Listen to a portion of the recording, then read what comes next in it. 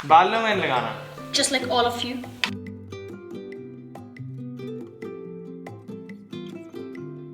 Cheers. चाहता है ना दोस्ती बनी रहे। स्मॉल चीजों को ठीक कर देंगे तो बड़ी चीजें अपने आप ठीक हो जाती हैं। क्या पढ़ी लिखी How है? is that just a point? अच्छा तू क्या करती है घर पे? बहुत गलत, तूने सारा दिन बहुत क्या गलत। किया?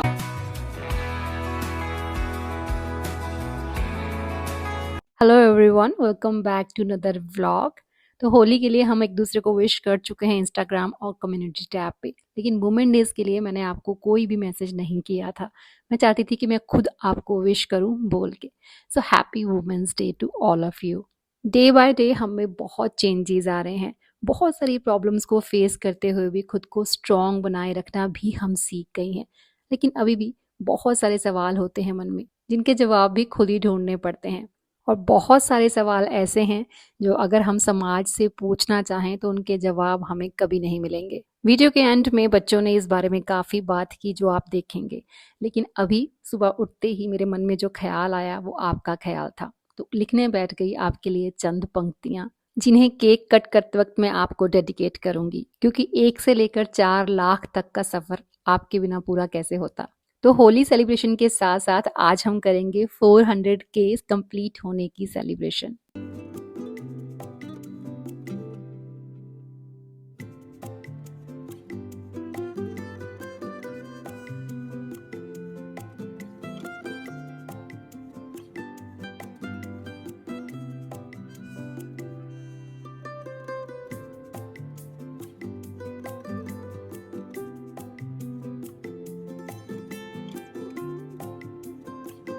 ममा कुछ दिनों के लिए आउट ऑफ स्टेशन हैं, तो जाते जाते बहुत सा गार्लिक पील करके गए, अनियन पील करके गए, ताकि मेरा काम इजी हो जाए, और ये हर बार वो करके जाते हैं। 400 के कंप्लीट होने की जो सेलिब्रेशन है हम रात को करेंगे, तो मतलब डिनर बहुत बढ़िया सा होगा।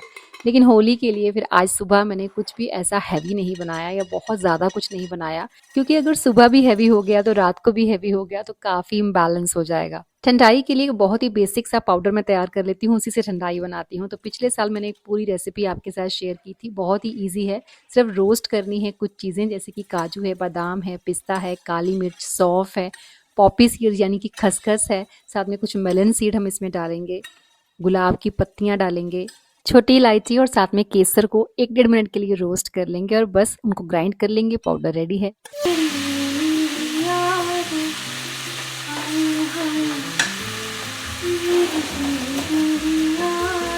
टाइट करो। इससे भी टाइट? हाँ, obviously. मेरे अलावा अभी तक सिर्फ जैस्मिन रेडी हुई, क्योंकि उसको भी अपने फ्रेंड्स के साथ कहीं होली खेलने के लिए बाहर जाना है। बाकी अभी तक कोई अपने रूम से बाहर नहीं आया, तो जब तक वो लोग नीचे आएंगे तब तक तो खाना भी रेडी हो जाएगा, क्योंकि मैं खास कुछ बहुत ज़्यादा नहीं बना रही हूँ इस टाइम। तो अभी के लिए मैं सिर्फ मटर पनीर बना रही हूँ, साथ में मैंने रायता बना दिया है। पालक का डो रेडी करके उसके हम परांठे बनाएंगे। आपको लगता है कि जहाँ पे मैं जा रही हूँ वहाँ पे मेरे बाल एकदम साफ सुथरे आ जाएंगे वापस ऐसे? अगर रोना निकला फिर मत बोलना। वॉर्न कर रहा है उसको। लगाइयो तो जरा बाल। चैलेंज देता तू। हाँ मुझे चैलेंज है कि मैं ज्यादा आ जाती हूँ। करना फिर मैं भी कर दूंगा, और क्या। ज्यादा आना है तेरे को, आ जा। होली खेलनी है, बालों में लगाना। British gal who talks like this and has a British accent. Come on. This is the wonderful cake that we have got, which looks marvelous, just like all of you. Thank you guys. Thank you so much. We just want one more zero here, so please make it fast.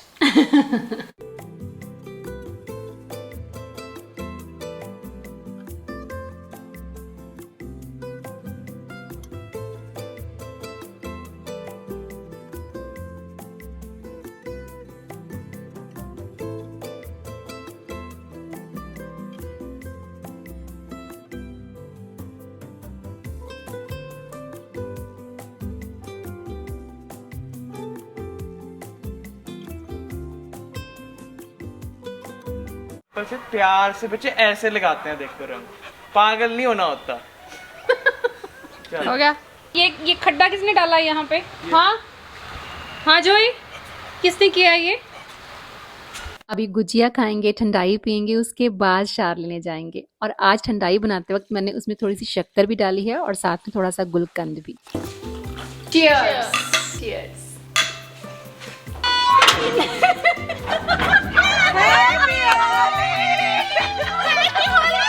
और इनके बिना मेरी Holi complete कैसे होती। उदय शार ले चुका था, कुलदीप जी शार ले चुके थे, मैं बस जाने ही वाली थी तभी ये लोग गेट पे पहुंच गए और इस खूबसूरत से सरप्राइज ने मेरी होली को और भी स्पेशल बना दिया। मंथ में 1 या 2 बार हम लोग प्लान करके मिलते हैं और 4 से 5 घंटे एक दूसरे के साथ बिताते हैं, लेकिन ये जो बिना प्लानिंग की मीटिंग थी ना, ये उससे भी ज्यादा खूबसूरत थी। और सच बताऊं तो एक दूसरे से मिलने का सिर्फ एक बहाना हमसे सब कुछ छुड़वा देता है।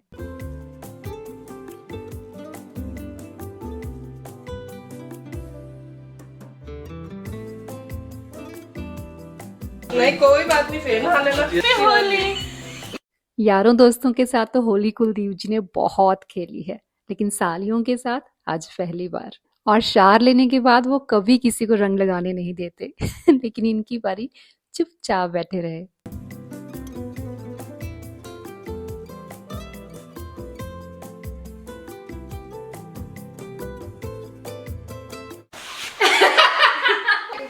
मैंने डाला है। Guys, आप लोगों को पता है कि ये कितनी झूठी है? मैंने बनाया। आपने लोगों ने मुझे डालते हुए देखा है ना। फ्रेंड्स ने कहा कि चल लंच करने बाहर चलना है, तो बस मना कैसे करती, जाना तो जरूरी था। तो जो लंच मैं बना रही थी जो अनकम्प्लीट था उसे पहले कंप्लीट किया कि अभी पनीर डालना बाकी था, परांठे बनाने बाकी थे, तो बस सबके लिए लंच रेडी किया। उसके बाद हम लोग बाहर निकल गए। शार लेने का टाइम अभी बिल्कुल नहीं था तो ऐसे ही निकलना पड़ा। नॉर्मल लाइफ में हम चारों बहुत बिजी रहते हैं, सबकी अपनी अपनी रिस्पॉन्सिबिलिटीज हैं, लेकिन पता नहीं क्यों जब हम चारों इकट्ठे होते हैं तो हमारे अंदर का जाने कौन सा ऐसा बच्चा जाग जाता है जिसकी मस्ती खत्म होने पे ही नहीं आती। इट्स लाइक कि हम सभी एक दूसरे की बैटरी के चार्जर्स हैं और आज की होली अगले साल तक याद रहेगी।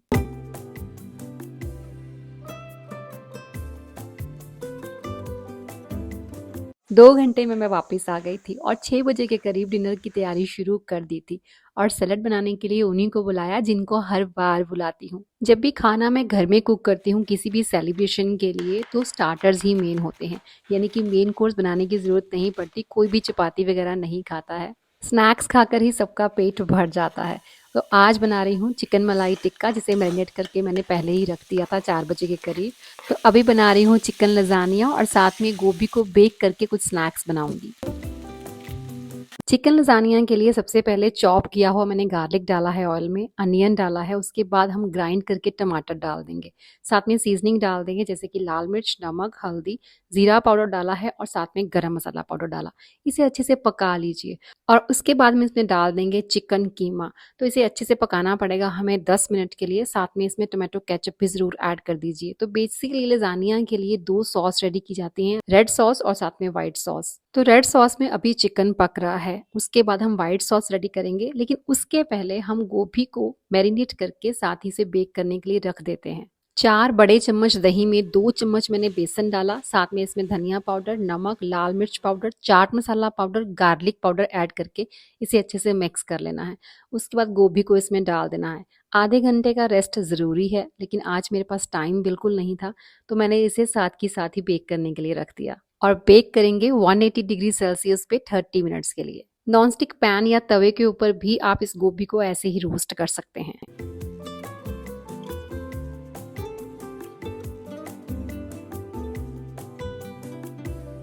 अगर मेरी तरह आपके पास भी लजानिया शीट्स अवेलेबल ना हो तो आप ब्रेड का इस्तेमाल कर सकते हैं। ब्रेड की साइड्स को काट दीजिए, उसके बाद उसे बेल कर फ्लैट कर लीजिए।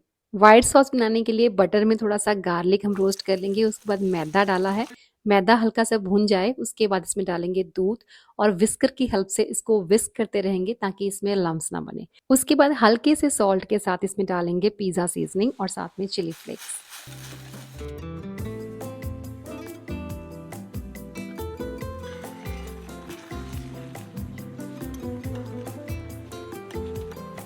उसके बाद OTG सेफ डिश में आपने लेयरिंग करना स्टार्ट करना है। तो सबसे पहले मैंने चिकन की लेयर लगाई है। अगर आप वेजिटेरियन पास्ता बना रहे हैं तो आप लगाएंगे वेजिटेबल की लेयर। उसके बाद मैंने ब्रेड के स्लाइसेस लगा दिए हैं, फिर हम डालेंगे इस पे व्हाइट सॉस और उसके बाद हम डालेंगे इस पे मोज़रेला चीज़। बस इन्हीं इंग्रेडिएंट्स के साथ आपको 5 से 6 लेयर्स लगानी है। तो उसके बाद फिर से वही चिकन की लेयर लग जाएगी, व्हाइट सॉस की लेयर लग जाएगी। मोज़रेला चीज़ मेरे पास खत्म हो गया था, उसके बाद मैंने इस पे प्रोसेस्ड चीज़ लगाया, but there is no big deal. Tasty बहुत बना था ये लजानिया भी। ओटीजी में हम इसे बेक करेंगे तकरीबन 20 से 25 मिनट के लिए 180 डिग्री सेल्सियस पे।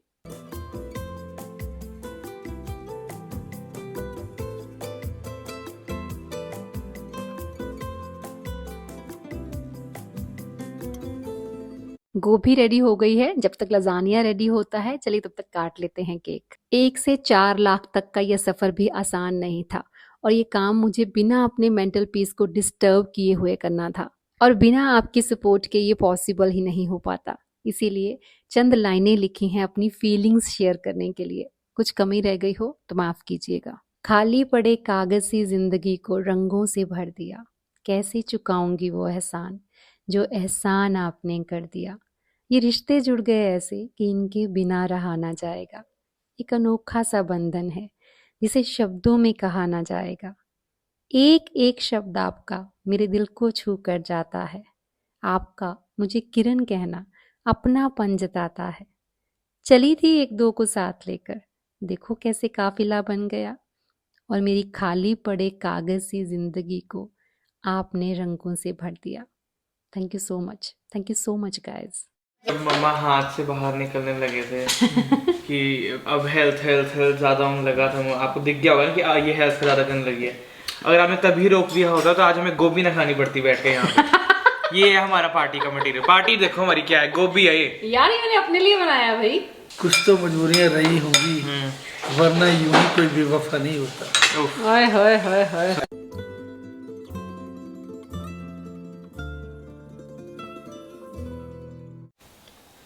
फिकर कर, दिखा मत, कदर कर, जता मत। तू चाहता है ना दोस्ती बनी रहे, तू चाहता है ना दोस्ती बनी रहे, मोहब्बत कर, बता मत। Very good.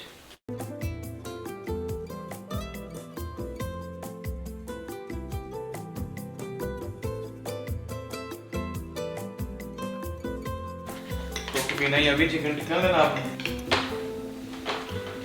बात है। वुमेन्स डे के ऊपर हम एक ठीक है। बहुत ही संगीन टॉपिक के ऊपर बात कर रहे हैं गाइस। वो ये कि हाउसवाइफ्स को जितनी इम्पोर्टेंस मिलनी चाहिए वो कॉमनली सोसाइटी जो है वो नहीं दे पा रही है। आज वुमेन्स डे तो आज इस पर डिस्कस करते हैं। सब पहला स्टेप जो है जो मेल्स देख रहे हैं चाहे या जो अपनी वाइफ्स के साथ बैठ के हस्बैंड्स देख रहे हैं, आपको ये ध्यान रखना है कि स्मॉल चीजों को ठीक कर देंगे तो बड़ी चीजें अपने आप ठीक हो जाती हैं। आपने क्या करना है कि आपने अपने घर से शुरुआत करनी है। पहले रिस्पेक्ट करना शुरू करो कि आपकी वाइफ जो काम, अगर वो हाउसवाइफ ही है सिर्फ एक, राइट, तो उनको आपको रिस्पेक्ट होनी चाहिए कि जो काम वो करते हैं वो भी बहुत नेसेसरी काम है। अगर अर्निंग भी करती है और खाने बनाती है, ठीक है, और फिर उसको क्यों काम करना। जो प्री रिक्विजिट मतलब जो पुरानी चीज रही है और बहुत ही वर्किंग सक्सेसफुल, उसकी वजह से एक सिविलाइजेशन बन पाई है, तो आप ये नहीं बोलोगे वो वर्किंग गलत है क्योंकि उस पर इतनी बड़ी सिविलाइजेशन खड़ी हुई। क्या वर्किंग है कि जो मैन है वो बाहर जाके काम करता है, ठीक है। अब क्योंकि अगर वो घर आकर खाना वही बनाएगा, ठीक है, तो उसमें क्या होगा कि एक तो डिले हो जाएगा कि जो बंदा भाई 9 बजे वापस घर आ रहा है वो खाना बनाने लग रहा है। इससे तो क्या है कि कोवर्किंग है, भाई मैरिड है तो बंदा बाहर से काम करके आएगा, 9 बजे खाना रेडी है, जल्दी खाएंगे और सोन चल जाएंगे। एक चीज ये थी। अब दूसरी, अब ये पापा ने बोला भाई 20 मिनट लगते हैं, ठीक है, तो इसमें आपने ये करना है क्योंकि आप फ्री बैठे हो, मम्मा काम कर रहे हैं, तो मम्मा की सपोर्ट करने के लिए वो 20 मिनट का काम आप करो। जो जिसमें फैमिलीज में दोनों वाइफ और हस्बैंड दोनों काम करते हैं उनमें ऐसे रूल्स होते हैं कि भाई ब्रेकफास्ट मैं बनाऊंगी, लंच तू बनाएगा, डिनर मैं बनाऊंगी, ऐसे। या फिर डेज होता है भाई मंडे को मैं कुक करूंगी, ट्यूसडे को तू कुक करेगा, वो होता है। हम ये बोल रहे हैं कि आप मत करो, आपको कुछ नहीं करना है, आप मत करो। एटलीस्ट आप ये तो बोलो कि नहीं यार ये काम करती है सारा दिन, अगर मैं ऑफिस जा रहा हूँ तो मुझे खाना बना मिल रहा है। मैन लोग क्या करते हैं, तू क्या करती है घर पे, तूने सारा दिन क्या किया। बहुत गलत है। वो ये भी नहीं मानते कि हाँ उसने सारा दिन कुछ खाना काम बनाया, बर्तन, कपड़े, झाड़ू पोछा, बच्चे संभालना, बुजुर्गों को संभालना।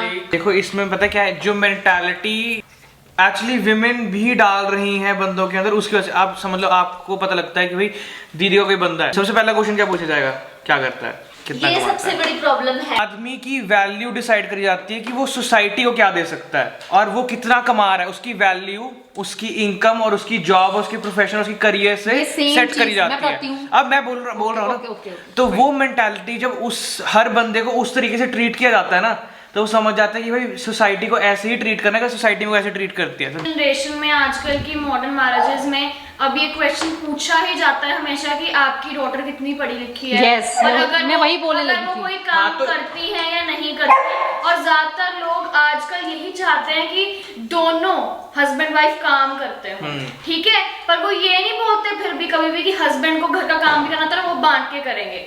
ये क्वेश्चन कभी नहीं होता, कभी इसके बारे में बात नहीं नहीं होती बात। ये तो मतलब अप्लाइड होता है कि वो बाहर भी काम करेगी और अंदर भी काम करेगी। हमारी जो लड़की घर में आ रही है वो लाख रुपया कमाती हो, ये 2 लाख को कोई नहीं पूछेगा। बात सही है कि गलत है?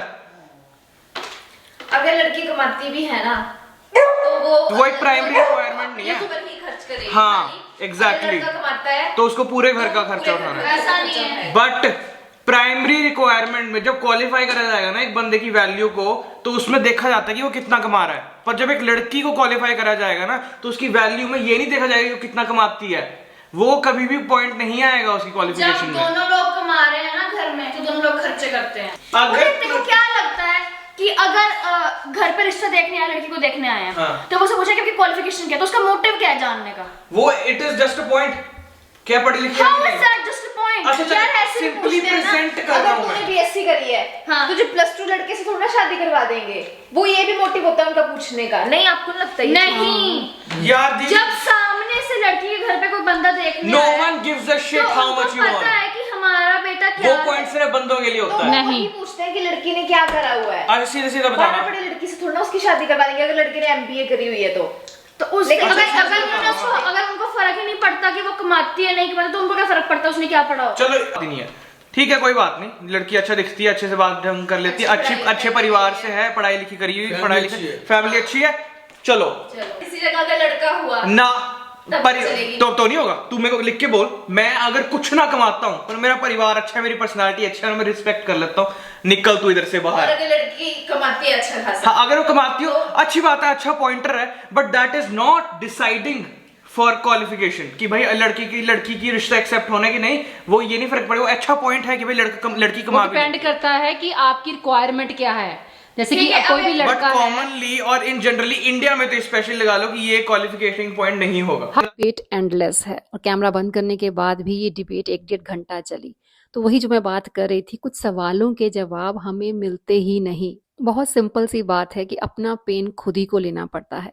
समाज ने कब क्या लॉज बनाए थे, किस लिए बनाए थे, उसके पीछे रीजंस क्या थे, ये जाने बिना हर फैमिली बस अपने फायदे के हिसाब से उसे यूज या मिस यूज करती है। हम वुमेन एम्पावरमेंट की बात करते हैं, वुमेन काफी आगे भी निकल गई हैं, खुद को बहुत स्ट्रांग भी फील करती हैं, लेकिन क्या सच में पिछले जमाने की ऐसी कोई चीजें नहीं है जो आज भी इस मॉडर्न लाइफ में आपको फेस करनी पड़ती हैं? क्या आज भी आप अपने इमोशंस के साथ फाइट नहीं करती, चल छड्ड परे कहकर आगे नहीं बढ़ती? पूछिएगा खुद से। और मैं मिलूंगी आपसे नेक्स्ट वीडियो में।